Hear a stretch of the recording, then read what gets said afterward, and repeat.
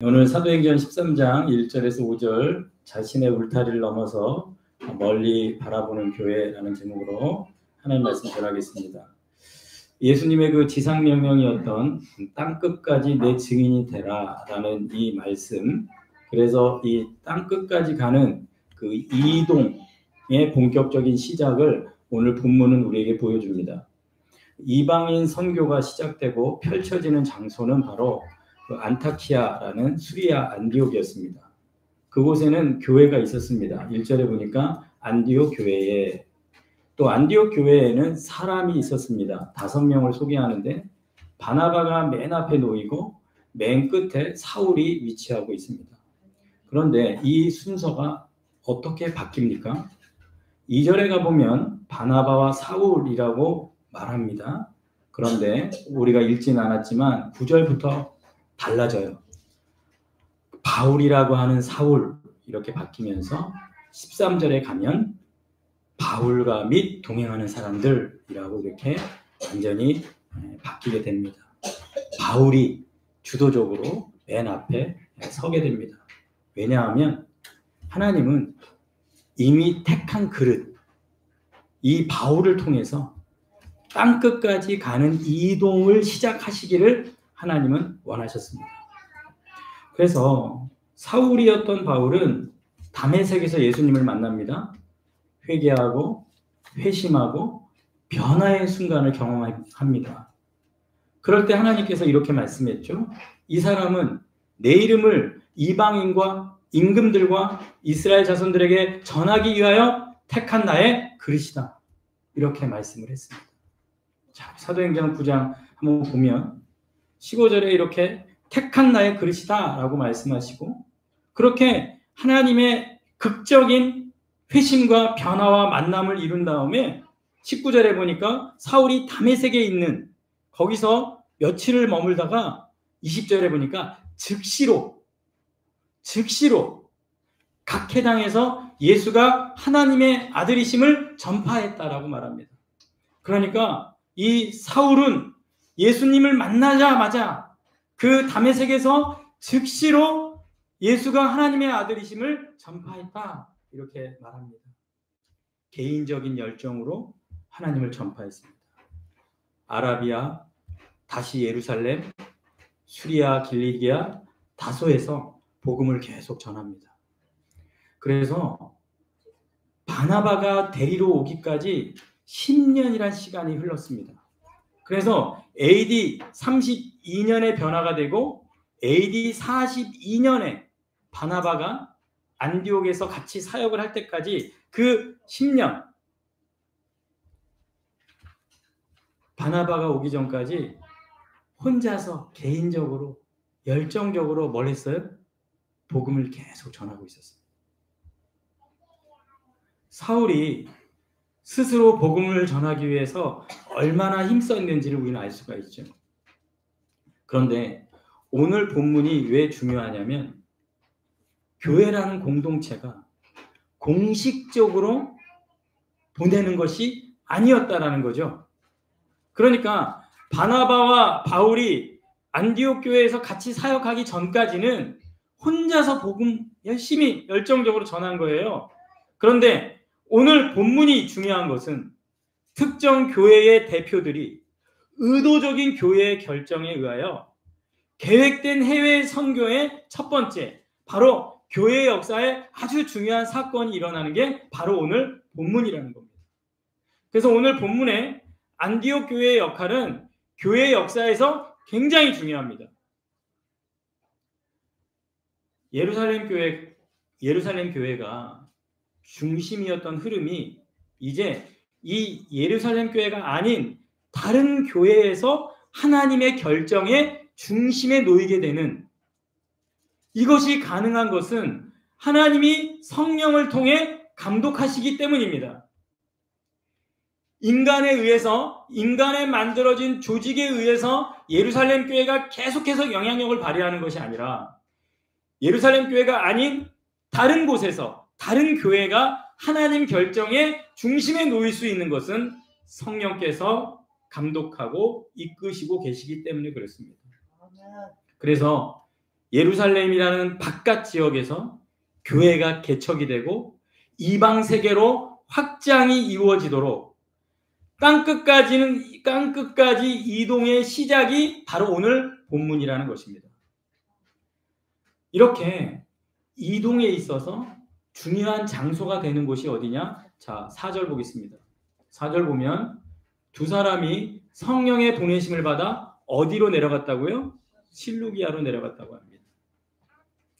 이 실루기아는 안디옥에서 26km 정도 떨어져 있는 곳이고요. 제가 이번 성지순례를 다녀왔는데 두 번째 방문한 곳입니다. 이 실루기아는 안디옥 시내에서 자동차로 한 1시간 정도 갔고요. 현재 이름은 사만다라고 알려져 있습니다. 우리 사진 한번 보겠습니다. 이렇게 사만다라고 해변에 이렇게 적혀져 있습니다. 그러니까 현재 이름은 이 실루기아라는 곳이 사만다로 알려져 있죠. 길에는 어떤 변변한 이정표 하나 없었고요. 큰 항구도 아니었습니다. 바나바와 바울의 흔적을 알만한 것은 아무 흔적도 없습니다. 오히려 티투스 터널이라는 것이 더 유명합니다. 한번 사진 보겠습니다. 이게 이제 티투스 터널인데 이 티투스라는 사람은 어떤 사람이냐? 로마의 10번째 황제가 되는 사람인데 이 티투스는 장군이었을 때 우리가 너무도 잘 아는 AD 70년에 예루살렘을 점령하고 예루살렘 성경을 무너뜨린 장군입니다. 이 사람이 티투스예요.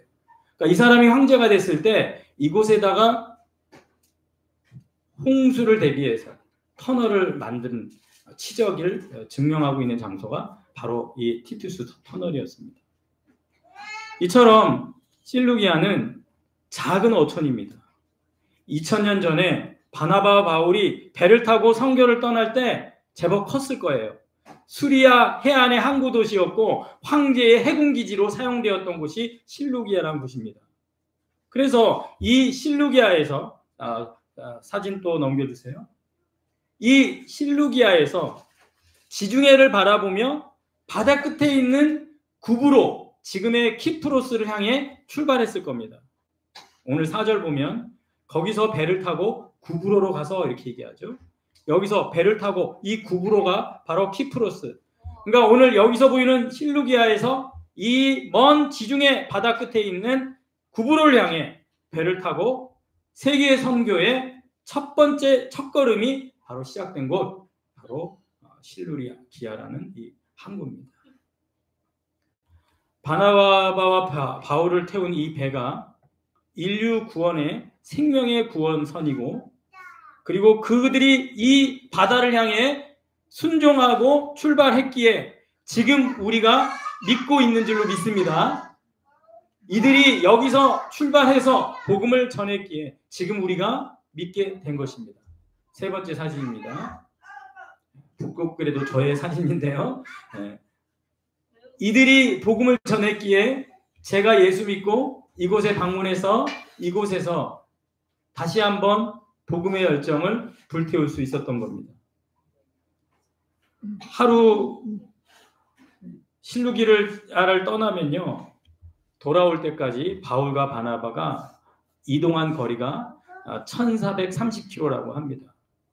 그 거리를 다 돌아서 하루에 이동한 거리가 평균 24km, 그렇게 복음을 전하고 다시 안디옥으로 돌아오게 되는 겁니다. 제가 이번 성지순례 이제 선교사님 차로 이동한 총 거리가 5000km가 넘더라고요. 그러니까 그 튀르키예 땅에 구석구석 돌아다니면서 바울이 밟았던 그 길을 제가 밟고 돌아온 것이죠. 이렇게 안디옥 교회가 자신의 울타리를 넘어 멀리 나아가는 일을 힘쓰도록 교회가 뭐 한 거죠? 지원했다라는 겁니다. 안디옥이란 울타리를 넘어 멀리 나가는 일을 교회가 지원을 했다라는 거죠. 힘써서 지원했습니다. 안디옥 교회 자체의 필요를 넘어서 바라볼 수 있는 교회, 그런 교회를 하나님이 사랑하실 줄로 믿습니다. 안디옥 교회가 세계 선교로 인도되지 않았다면 지금 이 세계 복음화는 더 늦어졌을 수도 있을 거고 정말 이 안디옥 교회가 순종했기에 하나님의 나라의 복음이 출발할 수 있었던 것입니다.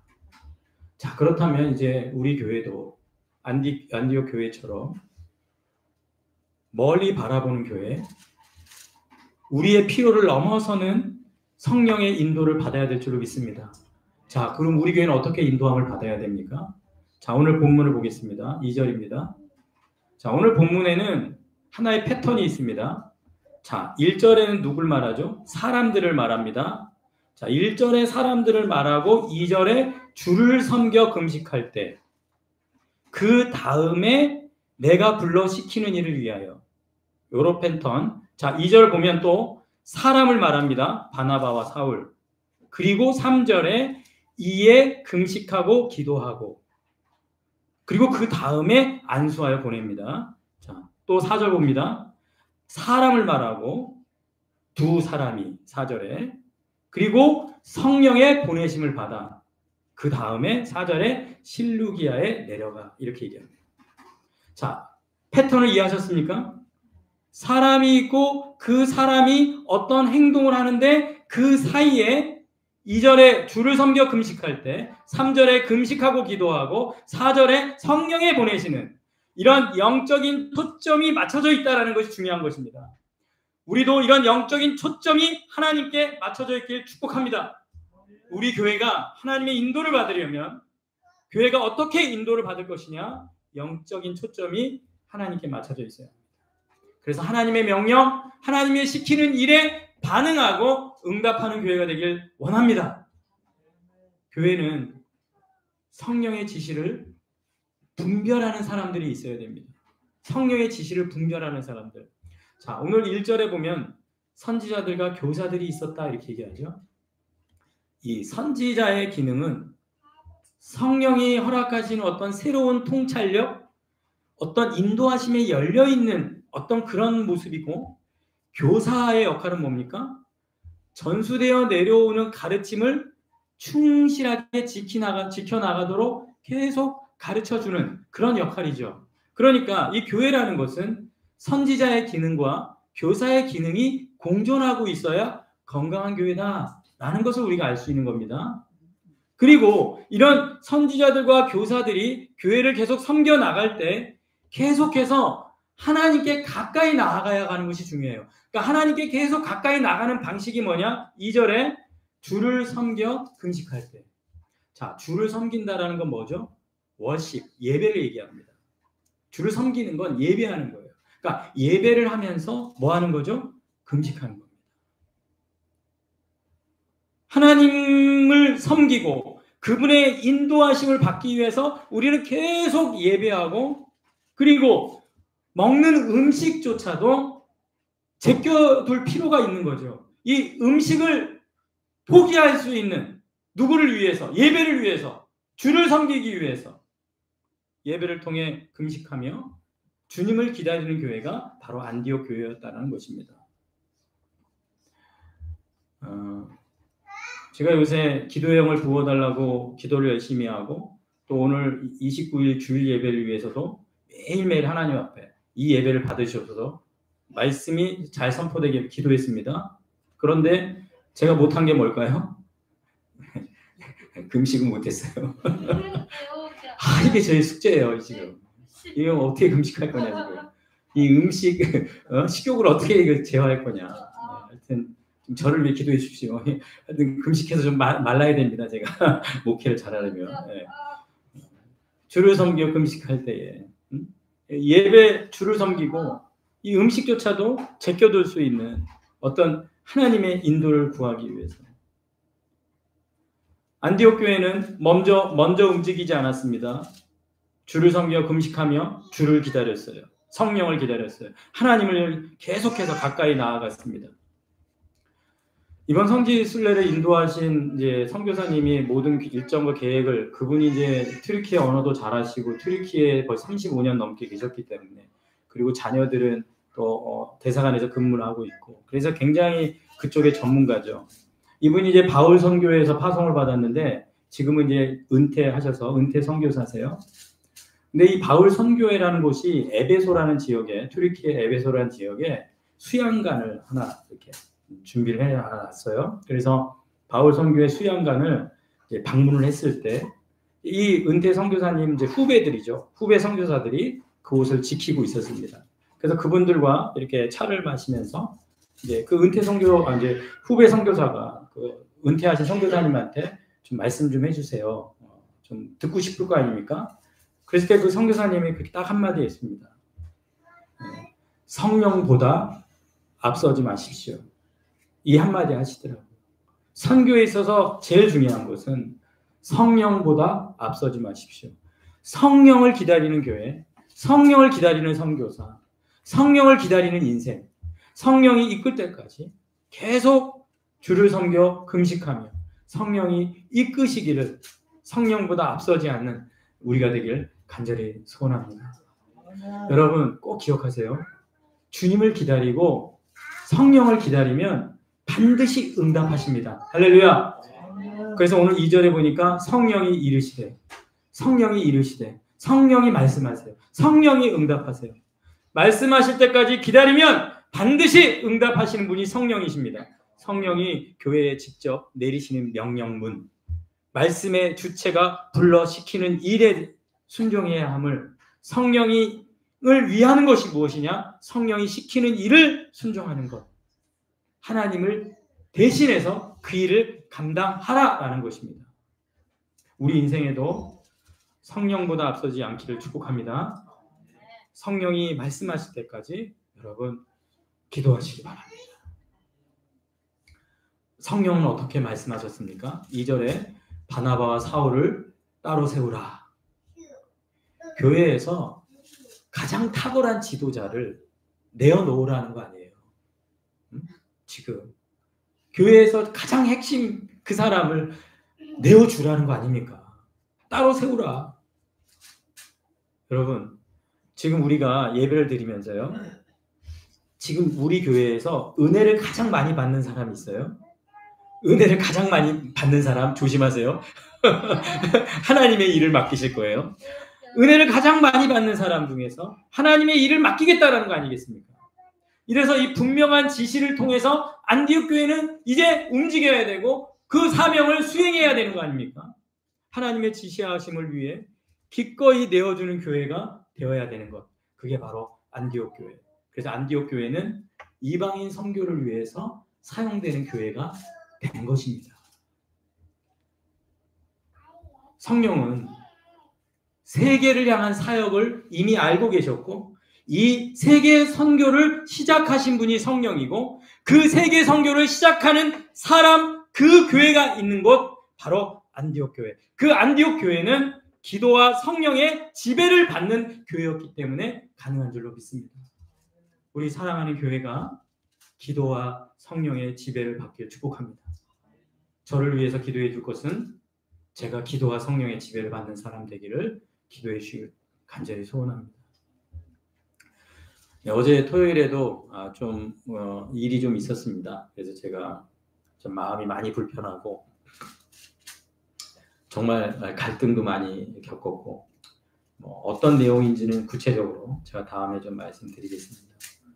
그래서 제가 노예에 있는 어른 목사님에게도 전화를 드리고 그리고 또 우리 아내와도 통화를 하고 그리고 또 교회 와서 엎드려 또 기도하면서 하나님, 제가 성령의 인도를 받기 원합니다. 제가 실수하지 않기 원합니다. 계속 이렇게 기도를 했습니다. 그리고 이제 우리 시찰, 제가 속해 있는 시찰 목사님과 이렇게 대화를 나누는 동안에 그분의 어떤 말을 들으면서 제 마음에 어떤 평안이 임하면서 좀 이렇게 하나님께서 정리해 주시는 것 같은 경험을 했습니다. 정말 그 하루, 정말 2-3시간 그 시간에 제가 어떤 결정을 내리고 어떤 판단을 할지 성령께서 기도하는 저를 불쌍히 여기셔서 제 마음 가운데 어떤 인도하심을 경험했거든요. 우리 인생도 마찬가지입니다. 여러분, 어떤 게 이렇게 너무 눈에 확 들어오고 여러분의 감정을 요동치게 시키는 어떤 일들이 일어날 때가 있고 또 불합리하고 이해되지 않는 일이 여러분에게 다가올 때가 있습니다. 그럴 때 기도하십시오. 그리고 성령께 여러분께 맡기시고 성령의 지배가 임하시길 축복합니다. 이렇게 성령의 지시를 받고 이제 4가지 행동이 성경에 또 나오는데요. 자, 주를 섬겨 금식했는데 성령의 지시를 받고 또 뭐 합니까? 3절에 금식하고 기도했대요. 이게 중요해요. 우리는요, 응답받으면 바로 일어서요. 그리고 행동합니다. 그렇지가 않아요. 응답을 듣고 나서도 그 응답을 어떻게 실천할까를 놓고 뭐 해야 돼요? 또 금식하고 기도해야 될 줄 믿습니다. 가라는 명령은 분명해요. 하지만 어떻게 갈 건가? 또 무슨 땅에, 어느 땅에 갈 거냐? 어떤 방식으로 일할 거냐? 또 금식하고 기도했다라는 거죠. 그래서 오늘 3절에 보니까 2사람에게 안수하여 보냈다 이렇게 얘기합니다. 자, 여기서 우리가 꼭 알아야 될 게 뭐냐면 이 안수라는 수단이 이미 소유하지 않은 어떤 영적 은사나 권세를 부여해주는 안수가 아니었다라는 것 오늘 본문에서 분명한 거예요. 그렇지 않습니까? 여러분 꼭 기억하셔야 돼요. 안수라는 이 수단이 없는 것을 어떤 뭔가를 집어넣어주고 있게 해주는 그런 수단이 아니라는 거죠. 오늘 본문의 안수는 위임을 하는 거죠. 교회 공동체가 2사람과 뭐 있다? 결부되어 있다. 그러니까 2사람만 보내는 게 아니라 이 2사람과 교회는 결부되어 있고 하나님의 은혜가 계속해서 가는 길에 임할 것이다. 그렇기 때문에 온 교회가 2사람을 파송하고 2사람이 돌아와서 어디에 보고해요? 온 교회에 보고를 합니다. 안디옥 교회에 와서 보고를 해요. 이겁니다. 이게 안수한 의미인 거죠. 그렇게 해서 4절에 2사람이 성령의 보내심을 받았다. 이렇게 안수를 해서 보내는 교회와 안수를 받고 가는 선교사, 이 두 기능이 2사람이 그럼에도 성령이 보내셨다라는 거, 교회도 성령이 그들을 보냈다라는 성령의 지배를 계속 뭐 해야 돼요? 받고 있어야 됩니다. 한국 교회에도 선교사를 많이 보내고요. 그리고 또 선교사도 교회에 파송을 받아서 현지에서 사역을 합니다. 저도 이제 교회를 처음 개척했을 때 선교사님과 동역을 위해서 몽골에다가 어떤 몽골 선교를 위해서 우리 교회가 좀 하던 사역들이 있었어요. 그런데 저도 경험이 없고 선교사님도 경험이 없다 보니까 이 성령이 보내셨다라는 이 성령의 어떤 지배, 통치, 기도에 있어서 굉장히 부족했던 것을 많이 느낍니다.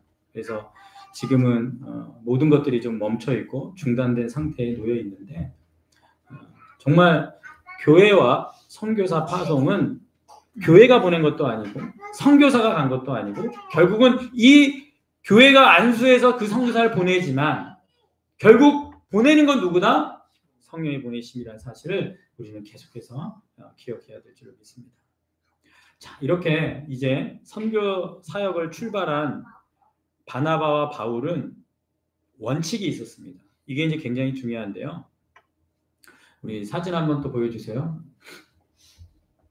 네, 이제 우리 안내해준 선교사님 사진이고요.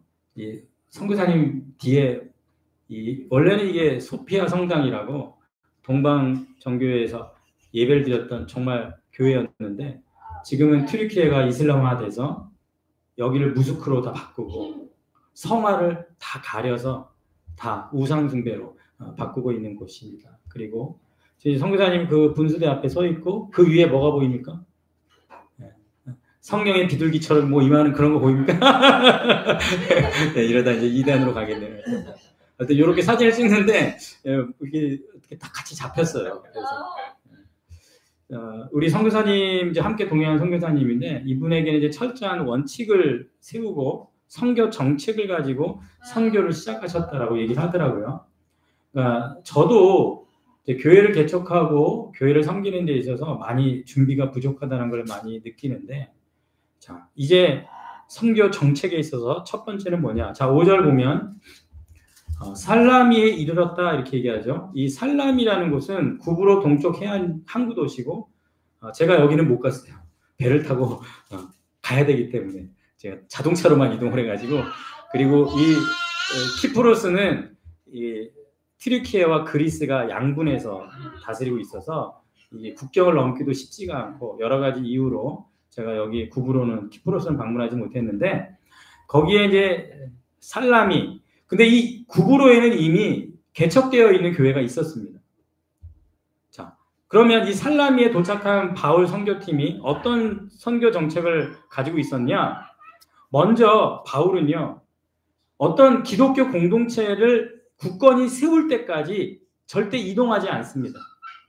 그런데 통제할 수 없는 상황이 돼서 뭐 돌에 맞아 죽거나 어떤 핍박이 너무 세거나 하면 강제적으로 이동을 하면 했지, 기독교 공동체가 잘 세워질 때까지 한 장소에 머무는, 그게 첫 번째 정책이죠. 그리고 두 번째 정책이 뭐냐? 5절입니다. 하나님의 말씀을 유대인의 어디에요? 여러 회당에서 전하여, 이렇게 얘기합니다. 이방인들에게 다가가는 교두보 역할을 위해서 어디? 유대인의 회당에서부터 시작했다라는 거죠. 이게 두 번째 원칙입니다. 그래서 바울은 어디 가나 어디 먼저 방문해요? 유대인의 회당으로 방문합니다. 그렇게 해서 유대인의 회당에서 시작을 해서, 그래서 이 유대인의 회당의 청중 가운데에는요, 하나님을 경외하는 사람들이 그 속에 반드시 있을 것이고 이들이 이방 선교의 중요한 문이 될 것이다 라는 확신을 가지고 있었던 것 같습니다. 그리고 세 번째 원칙이 오늘 5절입니다.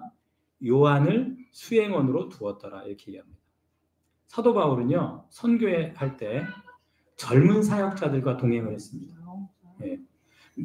마가라는 요한, 이 사람은 마가복음을 쓴 사람이기도 하고 예수님의 사역을 직접 보기도 했고, 또 이 1차 선교 때는 동행을 하지만 2차 선교 때는 동행하지 못해요. 왜 그렇죠? 중도에 이탈을 합니다.